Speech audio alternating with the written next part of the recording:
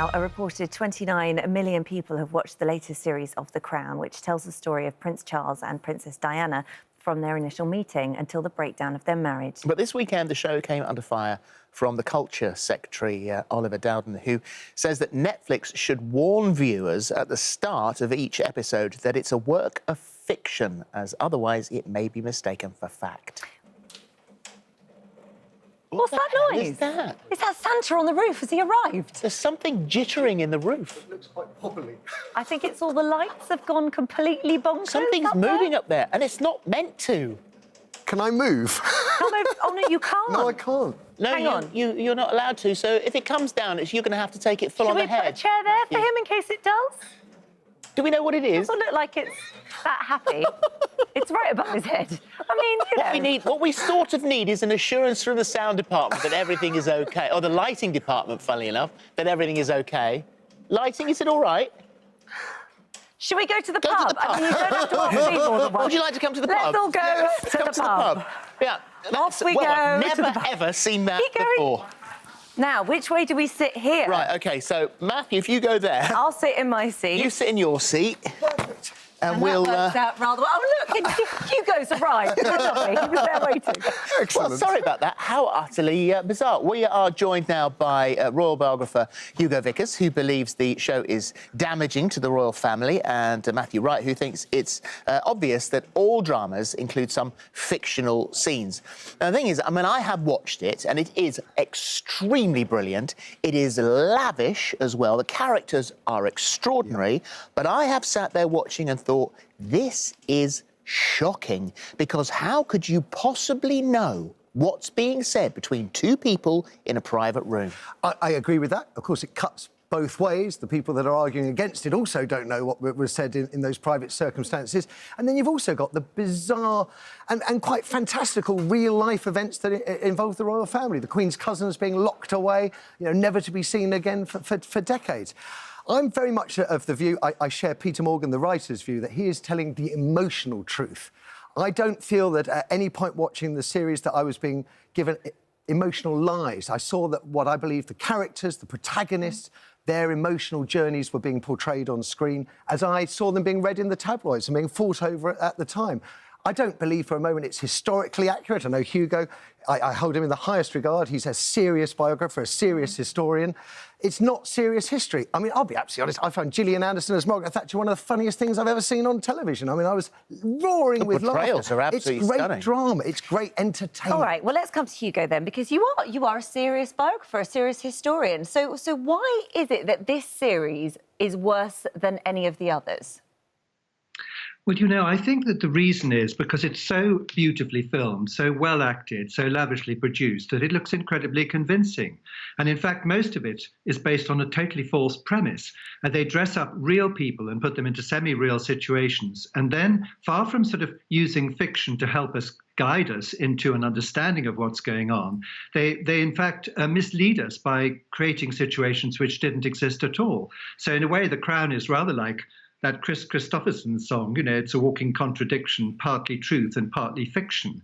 However, most of it is, I mean, a lot of it is very, very hostile to the royal family, and a lot of it is very, very unfair. And a lot of it, if you look online after, you know, people have watched it, a lot of it is actually believed as fact. And that, to me, seems dangerous and actually really rather unfair.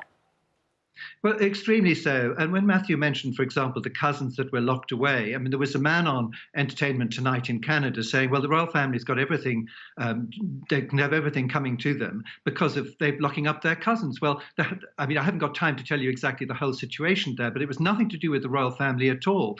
And the bloodline was nothing to do with the royal family. And they weren't put into a home by the royal family. They were put in by their grandfather for very good reasons.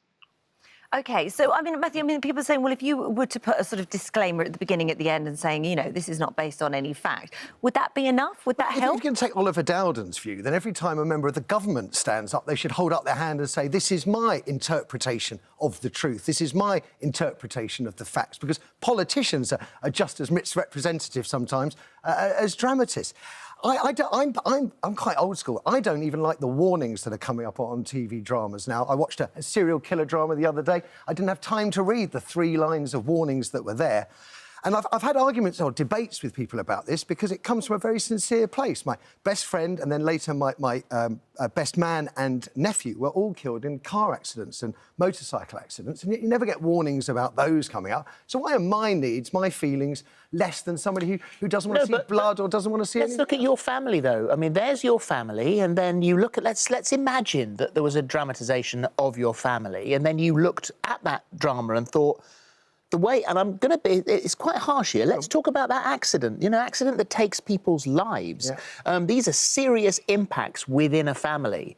What happens, what would you feel if you watched that and it was utterly without fact? I don't think it is utterly without fact. It is that... The loosest framework The of loosest fact. framework. It is, as I've said before, that Peter Morgan is telling an emotional truth. And I don't feel... From my knowledge of the members You'd of the find royal it hard family... to watch, though. Back to Phil's point, you would struggle with that, I think. I think any human would. I think any human would. So therefore, is it right? If that's the case, is it right? But the royal family have also misrepresented But they're still the truth humans. themselves. But they are still humans. They're still people. But they have a well-fed spin doctors and journalists all out there that feed the royal family's story all the way through the Charles and Diana marriage breakup. I was working at The Sun. The royal family and the household would constantly deny and denigrate the stories about the royal family. And then we found out from Andrew Morton's book it was all true. But at the heart of it, they are still people like anyone else. And you look at this, Hugo, and you look at the Duchess of Cornwall, who, since this series has been out on air, has faced horrible trolling online. There's even been death threats, which is just shocking. Clarence House has had to restrict some of the comments on their Instagram page because of this. So this is spilling out from entertainment on Netflix, isn't it? This is affecting people in their real lives. Yes, it certainly is. And, you know, it's all very well to say that, suggest that Peter Morgan is telling an emotional truth. I don't think he is, actually. I mean, you are getting one particular version. When having watched series 4, I thought pretty much everybody came out of it badly, except the Princess of Wales. They decided that the Diana version was the one that they were going to go along with. Well, all right. It's much more complicated than that. But then they make up complete untruths, you know, to tell their story. For example, just give you one example, Mrs. Thatcher. You get Geoffrey Howe making his speech, fine. Mrs. Thatcher in the House of Commons, fine. Dennis telling her it's all over and the ministers coming in, etc., all fine. Then suddenly she goes off to see the Queen and asks her to dissolve Parliament and call a general election in order to save her skin. Excuse me, that's absolute rubbish. Why do they do that? What are the other main perpetrations within the royal family that you spotted and thought, no, this is a principal part of the story that they're telling, but that's not true? Yes, well, there are lots of them, actually. I mean, all the way through, right back to the very beginning. In this particular series, you've got the cousin story is disgracefully handled. The Michael Shea press secretary, who you get a story that the Queen wanted people to believe that she wasn't getting on with Mrs. Thatcher, and briefed her press secretary to tell the Sunday Times this. Absolute rubbish. It is well established, and biographies have been written. If you read Sally Bedell Smith on the Queen, Charles Moore on Mrs. Thatcher, you'll get the true version, which is that Michael Shea himself did not like Mrs. Thatcher and used his position to brief against her.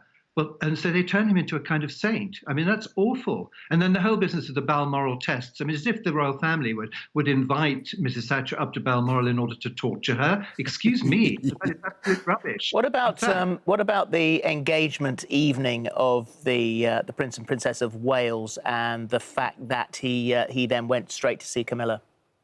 Well, I mean, that's a classic example. You know, they want us to think this. In fact, of course, what really happened is that after the engagement, Diana went to live at Clarence House and the Queen Mother gave a dinner party at which they both appeared. This is a matter of fact.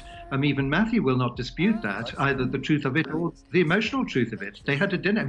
No way was he going to go off down to Highgrove, and no way, incidentally, did he then leave for Australia the following day, or New Zealand. Well, we don't know how the royal family feel about it. We don't know. We can make a guess, as everybody seems to be at their emotions around this. However, what we do know is that Prince Harry and Meghan have signed a deal with Netflix.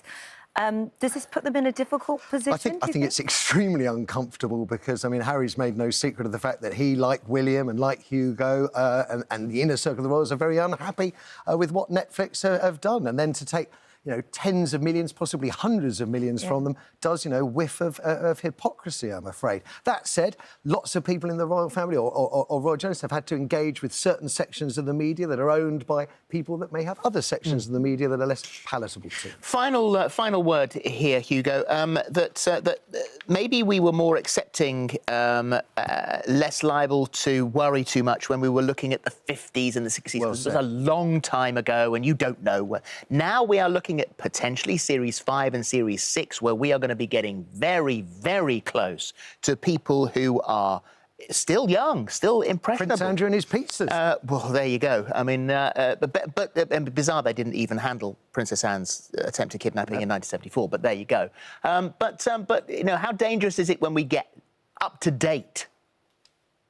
Well, I think it's going to get much worse, don't you, as we get further closer to the present day. And my recommendation is that you should take the whole series and do the same as you did to the works of another P. Morgan and put it into your incinerator. He's been watching Instagram. I can't believe it. Very Well good. done, Hugo. Well done. Marvellous. Thank you. Thank you very much. I wonder where he was going with that. Oh, dear me. So, Thanks, I don't know whether I ought to explain, really. If you weren't on Instagram over the weekend, I incinerated Piers Morgan's book. There we go. In favour of my own.